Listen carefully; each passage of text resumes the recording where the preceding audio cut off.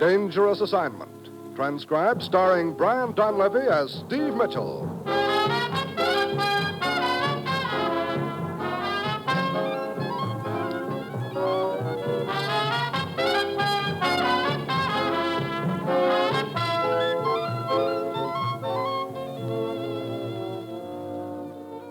Yeah, danger is my assignment. I get sent to a lot of places I can't even pronounce. They all spell the same thing, though, trouble. But when I walk into the commissioner's office, I don't realize that this assignment's going to prove that sometimes the best way to catch a fish is to let him off the hook.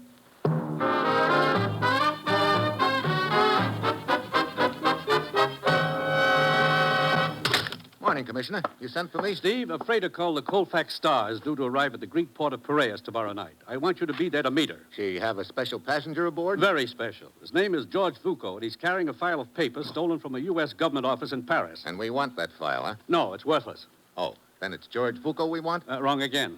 So I follow a guy we don't want carrying a file that's worthless. Look, Commissioner, what's this all about? A week ago, an American physicist named Arnold Fried disappeared en route from Paris to Marseille. He'd received an urgent message saying that his son had been injured in an auto accident in the south of France. The message turned out to be a hoax. Anyone seen Fried since? No trace of him at all. He's a very important man to us, Steve. Fried was working on a secret project for our government in Paris at the time of his disappearance. Then, 2 nights ago, we learned from one of the secretaries employed at Fried's Paris office that she had been offered a sum of money to assist this Vuko in stealing certain papers from Fried's desk. Looks like the people behind all this aren't content with just grabbing off Fried. They want his personal notes, too. Right. So we obliged. We instructed the secretary to go along with their request. A phony set of papers was planted and made easy for Vuko to grab, huh? And now we think Vuko is on his way to the place where Fried is being held prisoner. Get after Vuko, Steve, and bring back Arnold Fried. Well, that's it. You've got your assignment. Good luck.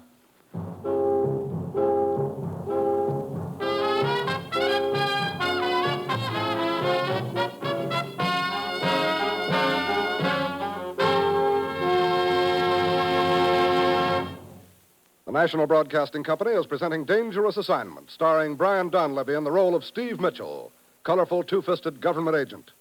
At all those places of the world where danger and intrigue walk hand in hand, there you will find Steve Mitchell on another Dangerous Assignment. Radio listening each Sunday on the NBC radio network is tops in entertainment value. For great dramas of the stage and screen, you'll enjoy Theater Guild on the Air, presenting brilliant actors and actresses from Broadway and Hollywood. In the comedy vein, listen to the Phil Harris Alice Faye Show, with 30 minutes of mirth and music as provided by all the wonderful characters on this delightful show. Then there's Mystery Adventure with Dragnet. Directly from the official files of the Los Angeles Police Department come the true stories dramatized on Dragnet. Sunday is filled with the best radio entertainment. So, this week, hear all these fine shows on most NBC stations.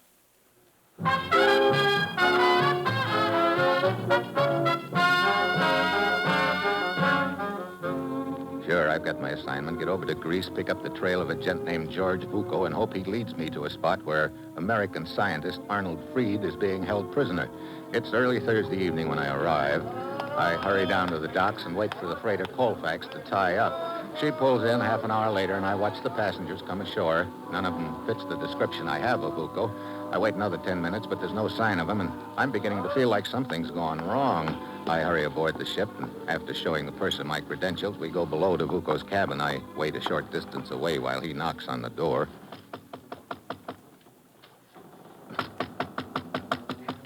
There's no answer, sir. All right. I guess you'd better open up. Righto. You think something's wrong, sir? I wouldn't be at all surprised. There we are, sir. Mm-hmm. Hey, no one here. I was certain he hadn't gone ashore, sir. Oh, there's his luggage and his overcoat. He must still be aboard. Yeah, I wonder... May I assist you, gentlemen? Oh, what? Mr. Vuko. Well, that is to say, sir, we weren't sure if you'd left, sir. I was down the corridor saying my au revoir to a shipboard acquaintance. Mrs. Farquhar, that is. Charming woman. Charming. You were looking for me, gentlemen? Not exactly, Mr. Vuko. George Vuko at your service. You see, I've booked passage aboard. I'm going on to Turkey. Oh, I understand. And this is to be your cabin. Oh, yes, sir, that's right, sir. This gentleman was most anxious to bring his luggage aboard. Of course, of course. I'll get my things out immediately. I don't mean to rush you, Mr. Vuko. Not at all, not at all. Here, I'll give you a hand with those bags, sir. I can manage quite well, purser. Thank you.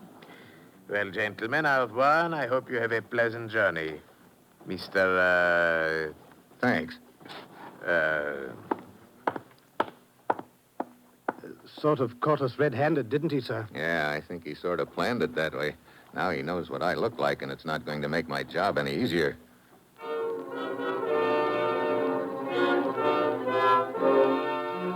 Back on deck, I watch Bucco stroll down the gangway. After he clears customs, I start trailing him.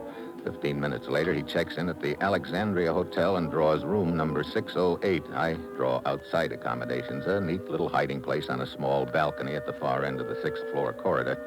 Bucco stays in his room long enough to park his suitcase and adjust a few other things, and then he's out again. I wait until he disappears into the elevator, then I duck out of my hiding place on the balcony and start after him. Hey, just a minute, Sporty. Huh?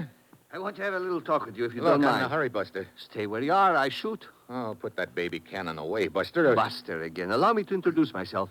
I am Alex Pacos. I'm also the house detective. Surprise? House detective. Oh, great. We got complaints. A peeping Tom on the balcony, somebody says. So I come up here just in time to see you climbing off the balcony. Look, I can explain. Here, I'll show you my credentials. Don't do it. Don't try to pull a knife on me, Sporty. A knife yet. I'm only trying to show you my credentials. Hold still. I will get the credentials, eh? I'll help yourself, but hurry it up, huh? Oh. This says you're an American government agent. Yeah, now, if you don't mind... Just a minute, Sporty. Now, what? So you are Steve Mitchell, government agent. Forgive me for lying to you. I am not really Alex Pacos, house detective. I'm Napoleon. Okay, smart guy, and forgive me for lying to you. I'm really the Duke of Wellington.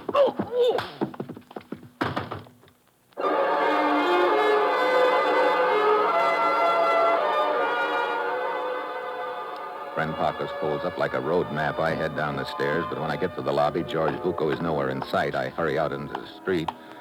He's long gone. Then I get a thought, so I trot back upstairs. The housecop is still sprawled out in the corridor, but there's a long, lean gent in tweeds bending over him. See there, look what I found. Body, eh? What happened? Dashed if I know, old boy. It seems to have been an accident of some sort. Must have been quite a show, what? Mischief, by George. Was in my diggings at the time, examining my wart. You see here? Frightfully worried about it, you know. He'll be all right. Can't let a chap just lie here, prone and all that. I say he's a bit beefy. Lack of exercise, what? Why don't you phone downstairs? Righto. I say, old man, Yeah, what's wrong? we haven't met. My name is Quinton, Ronnie Quinton. Mine's Mitchell, Steve, and call the desk, huh? Check.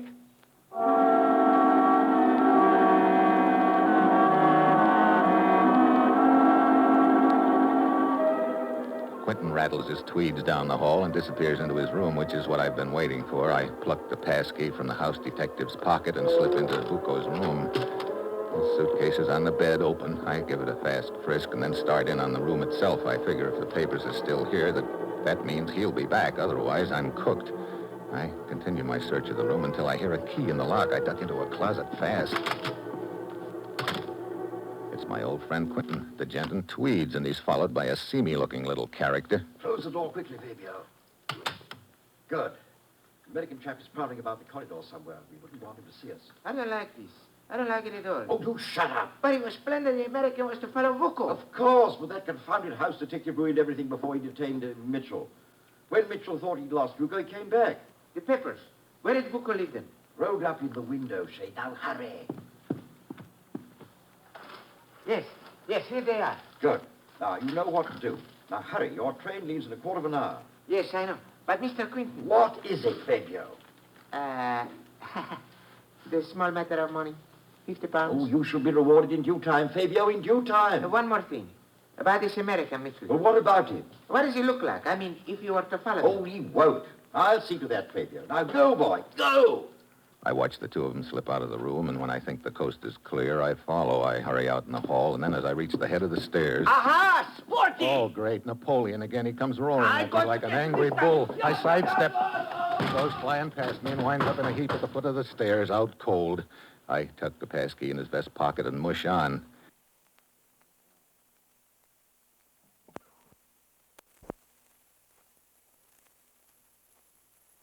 10 minutes later, I wind up at the train depot. Yes, sir. You wish a ticket? That's right. Your destination, sir? You have a train leaving here in about 2.5 minutes. That's the one. We have 2 trains leaving in 2.5 minutes, sir. Oh, well, let me put it this way. A little gent in a gray overcoat bought a ticket here just seconds ago. Where's he headed?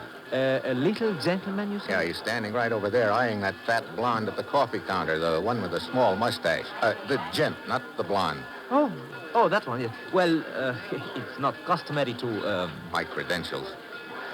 Oh, I see. What has he done, huh? We think he's Adolf Hitler. No! Hey, where's he going? Salonika. I'll make mine the same. Yes, sir. 2-way ticket, huh? Huh? That is to say, you will be returning. Yeah, I hope.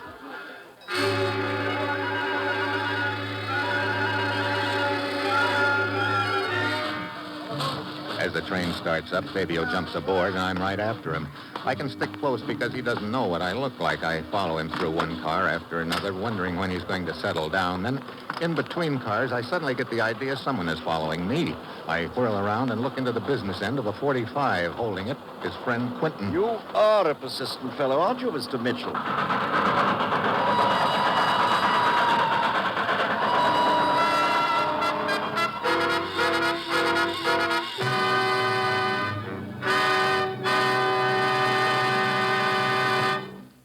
Steve Mitchell will continue his dangerous assignment in just a moment. There's nothing so comfortable as a nice plump cushion. But I don't mean the sofa pillow variety. I mean a financial cushion to fall back upon when times get tight, when sickness lingers, or when unemployment strikes. The best way to build this necessary cushion is to chop a little money off each paycheck. Not necessarily a great sum, but a steady little sum which you can put into United States defense bonds. These bonds now earn greater interest, give you a quicker return, and may be held at interest for as long as 10 years beyond maturity. And say, you're tucking a financial cushion behind Uncle Sam's back when you buy your own cushion with bonds. Because every dollar you put into United States defense bonds is an investment in your country's strength and security. That's the same as setting up a safer world for your children. Start building your cushion now by signing up for the payroll savings plan where you work. Or use the bond-a-month plan where you bank. For United States defense bonds. They're now even better.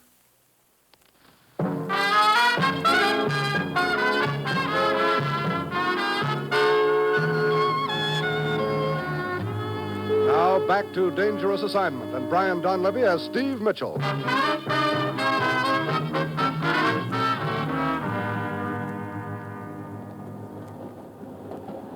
What are you waiting for, Quentin? Why don't you get it over with? My, such impatience to die, old boy. You really should exercise more. Now, I think we're going sufficiently fast. Yes. One moment now, while I get the door open. There. Now, Mitchell. He suddenly kicks at me, but I dive to one side. I manage to grab the handrail. Then he smashes down on my knuckles with a gun barrel, and I fall out.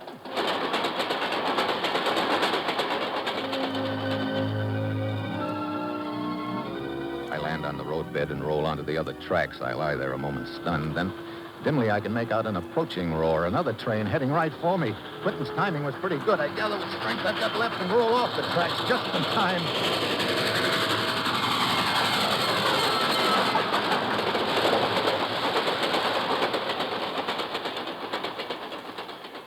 After my head clears, I make it to the road and flag down a car.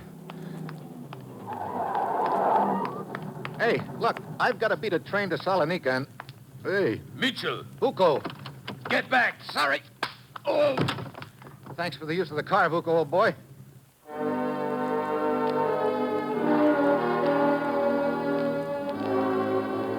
After I drag Vuko's body into the weeds by the side of the road and take off in his car, I keep the accelerator down to the floor.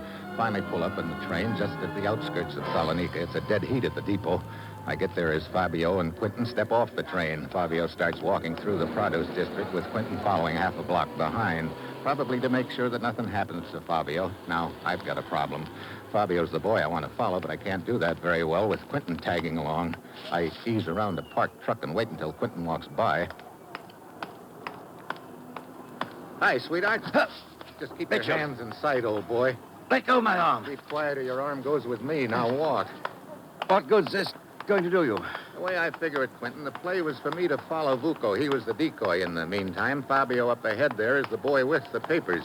Either he passes them to somebody else or takes them to where your outfit is holding our missing scientist, Freed. I'm afraid that your brilliant and accurate deductions won't do you much good, old chap. Why not? You see, we really don't believe in taking any chances. As you note, I was following Fabio to keep an eye on him, and I'm reasonably certain that at this moment Vuko is following me. I'm sorry to disappoint you, but Vuko got delayed. What?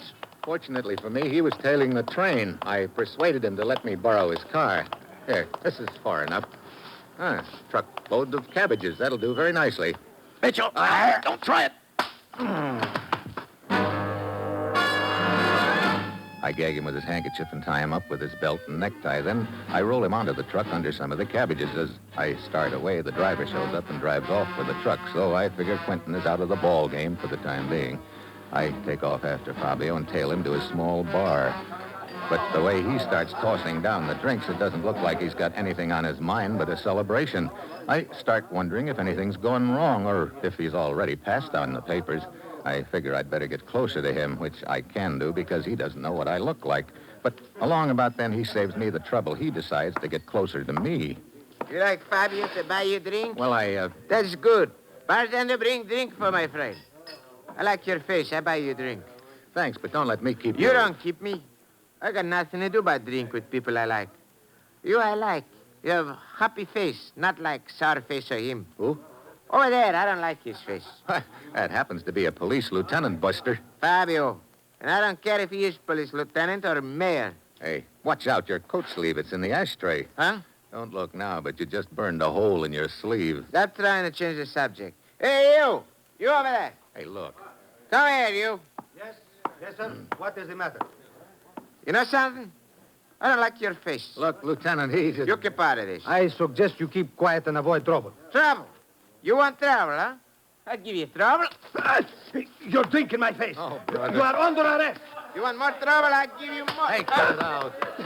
I will handle him. You sure did. You are a friend of his? Not exactly, Lieutenant. I'll fill you in on the way to the police station.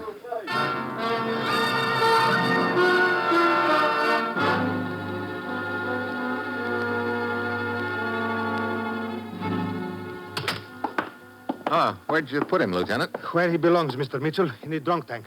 Well, looks like I'm right up against the old stone wall at this point. As I understand it, this scientist of yours, this Freed, was kidnapped? Yeah, they used a phony story about his son being injured to lure him to a spot where they could grab him. I see. Then they forced him to request his confidential notes from his secretary. Yeah, we sent along a worthless set, hoping to follow them to Freed. Uh-huh. And you say this drunken Fabio was the courier? I thought so. But there on the table are the things we took from his pockets. Yeah, I know. There's no sign of the papers. Of course, he may have them sewn into his clothes somewhere. Uh-huh. We could search him as thoroughly as you like. That, of course, would tip him off. But then perhaps he had passed the papers on to someone else. That's what's got me worried. Still, I don't think he did. Oh, why not? If he had, he probably would have been paid off. I remember him mentioning to Quentin the price was 50 pounds. Ah, and there were no pounds among the money in his pocket. Yeah. I doubt if he could have spent that much in the bar. I wonder if he's still unconscious. Oh, come, we will see. There is a peephole here in the wall through which we can look directly in on them without being observed. There he is. Yeah, sleeping it off. Hey, looks like somebody's getting released. Oh, yes, the sailor. He is one of our habitual guests, at least once a week. Well, looks like I'm stumped, Lieutenant. Hey, wait a minute. What is it? That sailor. What about him? His sleeve. I don't see what you mean. Listen, Lieutenant, the deal just added up. Better get a couple of your men to tag along after me and be ready to close in fast.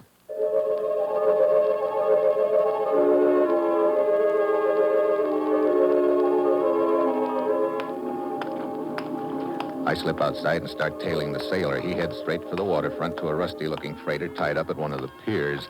There's no one in sight on the deck, and it's dark enough for me to slip aboard after him. He heads forward, but I want to take a look below decks. I ease down the ladder, and then I know my hunch is right. There's a stocky gent guarding the door to one of the staterooms. I come up behind him, and he never knows what hit him. Inside, there's a man stretched out on the bunk. It's our missing scientist, Freed. I try to rouse him, but apparently he's been drugged. Then I hear a sound in the doorway. I whirl around and stare at the business end of a gun. Don't move, Mitchell. Well, hello, Bucco. Did you visit our ship to return the automobile you borrowed from me so forcibly? Sure. That and to pick up our scientist here. I'm afraid I shall have to deny you that. We intend to shove off shortly. Please be our guest. Thanks. Where to? Our destination is a port in the Black Sea. However, you will not stay with us that long. Bucco motions me back into the stateroom. What? The lieutenant and his boy is up on deck. Get back, mister. But he's taken his eyes off me too long. I'm on top of him before he can shoot. I hack the gun out of his hand. It goes flying, but he gives me a knee in the stomach. That jackknifes me onto the deck. Before I can recover, he gets to the gun, grabs it, and swings it towards me. Are you all right, Yeah. But if it hadn't been for that shot of yours just then, I sure wouldn't be, Lieutenant. My men have taken the rest of the crew prisoners. Oh, and that is our scientist in there. Yeah, he's drugged, but otherwise okay. Mitchell, I am still not clear how you knew to follow the sailor here from the jail. I spotted a burned hole in his sleeve. I remembered that Fabio had burned a hole in his sleeve in the bar. Ah, you mean the sailor had exchanged coats with Fabio in the drunk tank? Sure. I figure Fabio put on that whole routine in the bar so he'd land in jail and pass the papers in his coat along to the sailor. Well, it was most fortunate you noticed the sleeve. Yeah, Fabio tried a little sleight of hand on us. But he should have known a magician is dead as soon as anybody spots what he's got up his sleeve.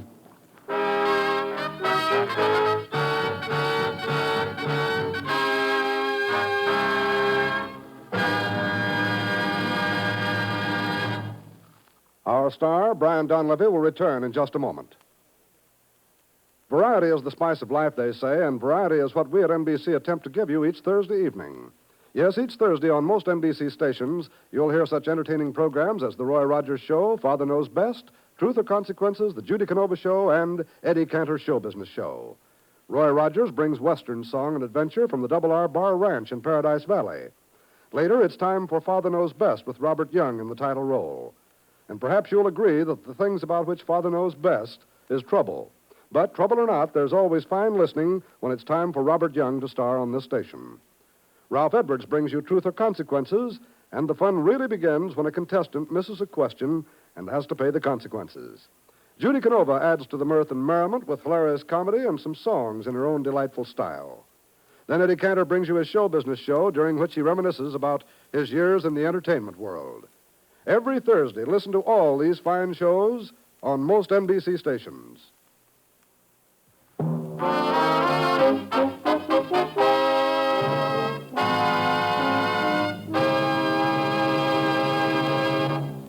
Next week, Africa. Somebody tries to slip me the double bongo in the Congo. And that will be Steve Mitchell's dangerous assignment next week.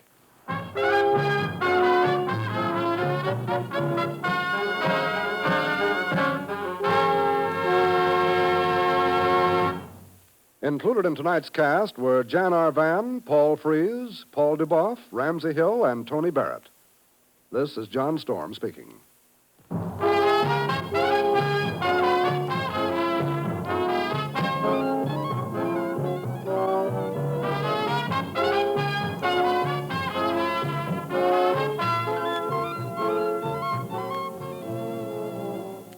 Dangerous Assignment, starring Brian Donlevy as Steve Mitchell, with Herb Butterfield as the commissioner, is written by Bob Reif and Adrian Jondeau and is directed by Bill Karn. Be with us again next week at this same time when Brian Donlevy, starring in the role of Steve Mitchell, will embark on another transcribed Dangerous Assignment.